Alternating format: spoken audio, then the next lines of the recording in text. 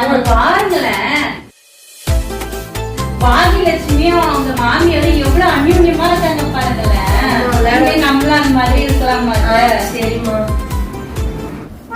கமலாமா வாங்க வாங்க, கொஞ்சம் போய் தண்ணி கொண்டு சரிங்க. அதுவா, அது ஒண்ணும் இல்ல.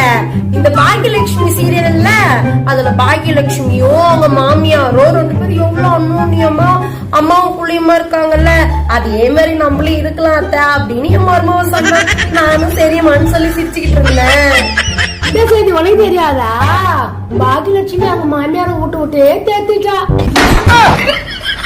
நீ சுதாரணமா இருந்துக்கோ. மருந்தாலும் விட்டு விட்டு தேத்திட்டு போறா.